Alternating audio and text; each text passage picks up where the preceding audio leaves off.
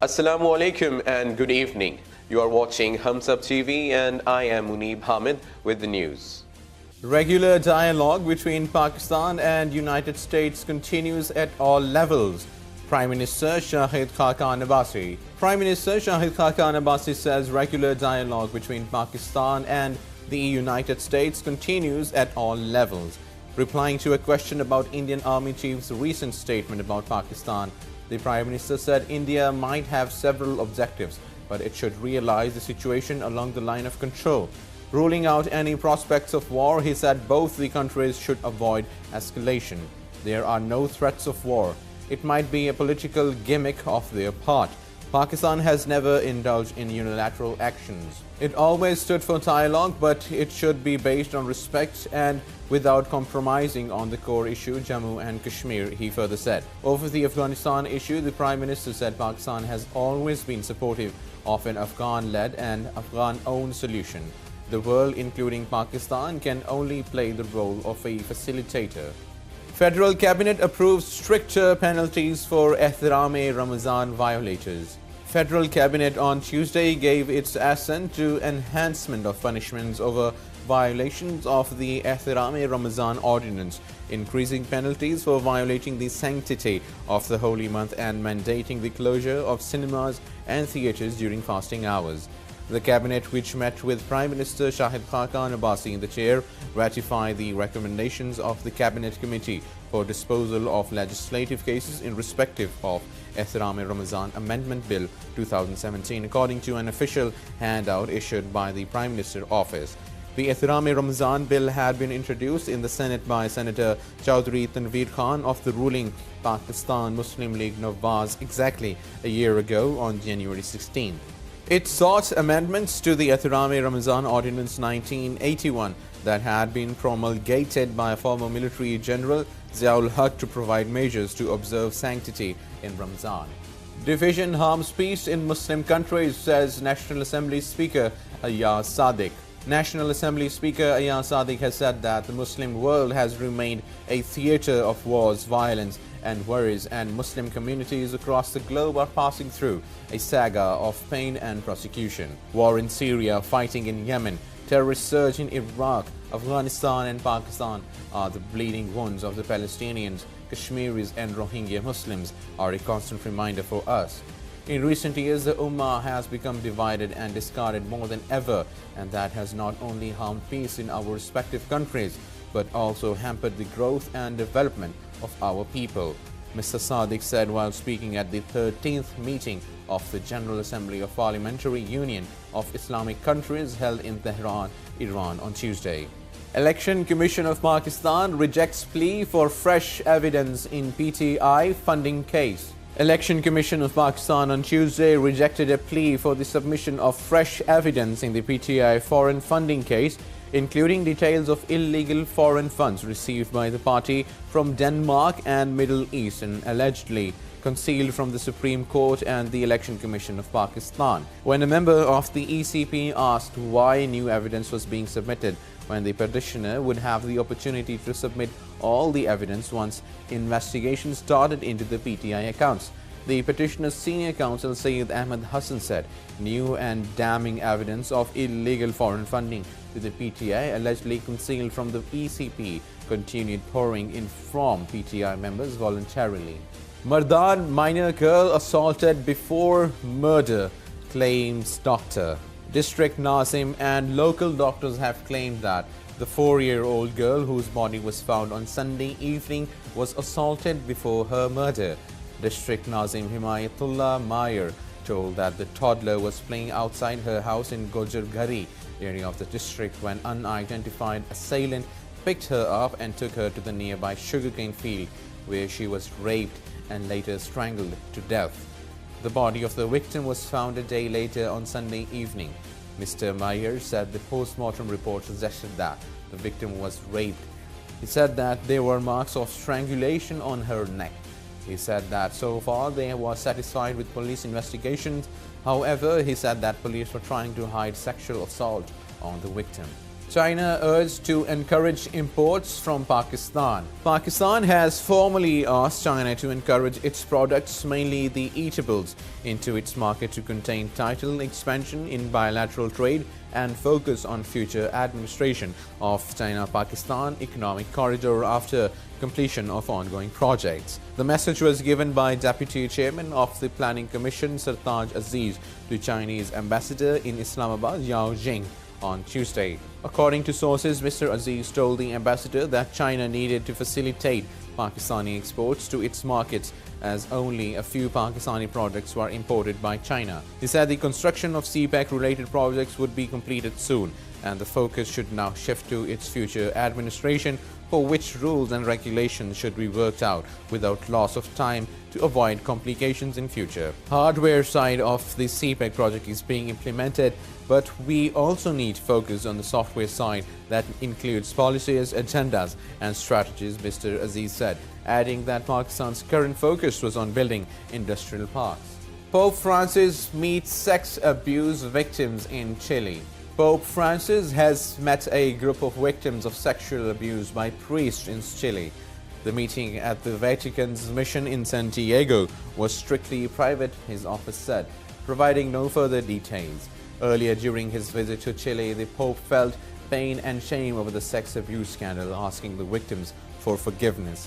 He has been criticized in Chile for a decision to ordain a bishop accused of covering up sexual abuse by a priest. Francis also mentioned the issue when he said Mass for some 400,000 people in Santiago on Tuesday.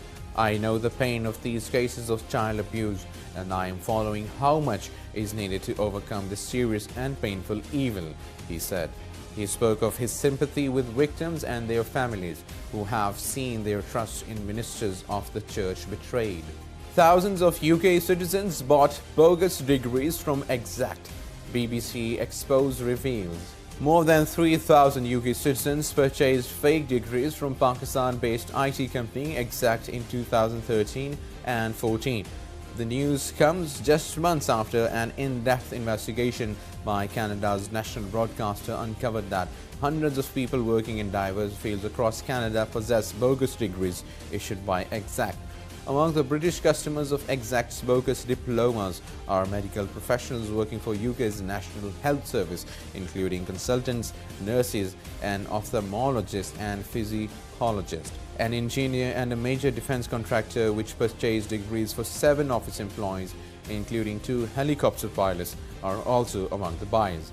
The degrees are issued by non-existent online universities with names such as Nixon University and Baychester University.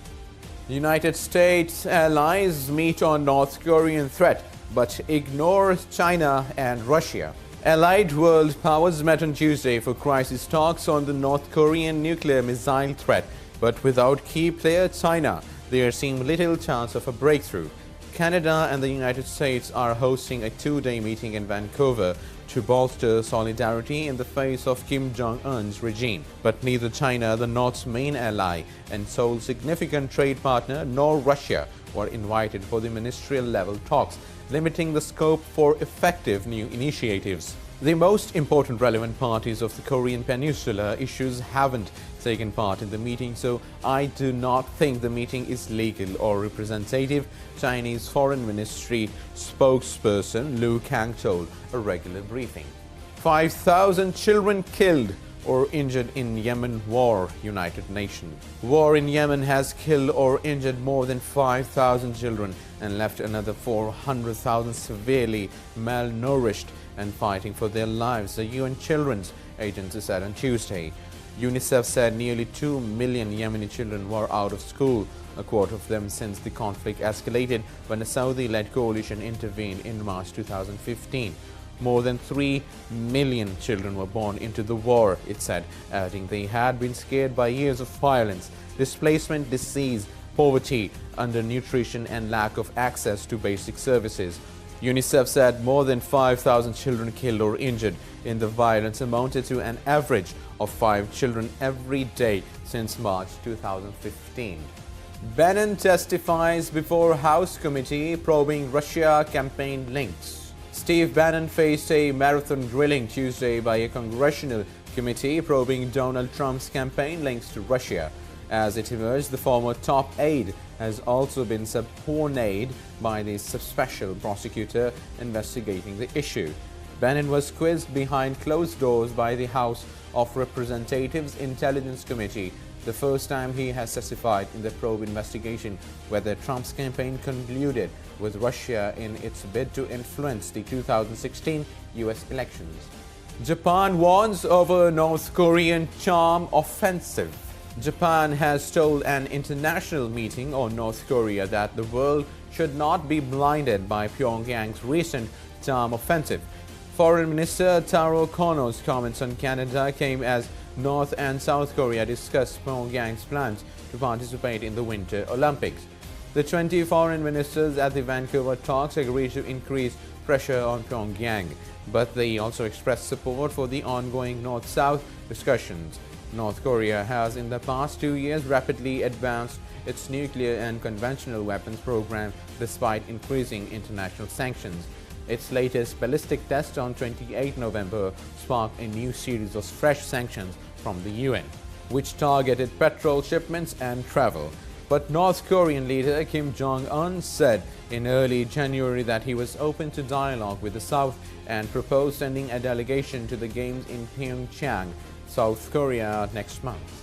Trump's cognitive ability is normal, says White House doctor. U.S. President Donald Trump has shown no abnormal signs following a cognitive exam and is in excellent health, his White House doctor says. I have no concerns about his cognitive ability or neurological functions, Ronnie Jackson said on Tuesday. Last week, Mr. Trump, 71, had a 3-hour examination in his first medical checkup since becoming U.S. president. It comes after the release of a controversial book fueled speculations about the president's mental health. Speaking to reporters during a White House briefing on Tuesday, Dr. Jackson said that the president's overall health was excellent. And now let's hear about the sports news. Shaheen Shah Afridi's display of traditional fast bowling saw him claim a 6-wicket haul as Pakistan put their ICC Under-19 World Cup campaign back on track with a 9-wicket win over Ireland here on Tuesday. Back in action for the first time since Saturday when Afghanistan shocked the 2004 and 2006 champions by 5 wickets, Pakistan put up a clinical performance to keep alive their Super League aspirations. Afridi's incredible return of 6 for 15 in just 8.5 overs, including 3 maidens, was the best ever return for Pakistan in a World Cup, as Ireland were bundled out for 97 at the Cobham Oval.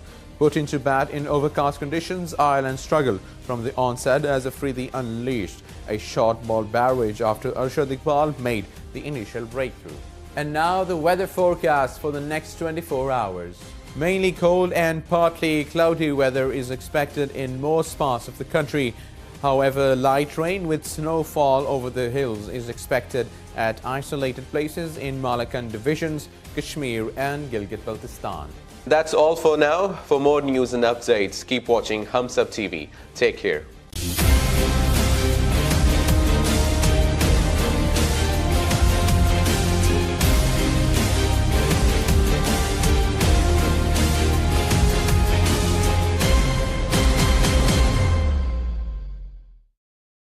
Please subscribe to Hums Up TV and hit the notification icon on the screen to get the latest updates of our channel. Thank you for watching Hums Up TV.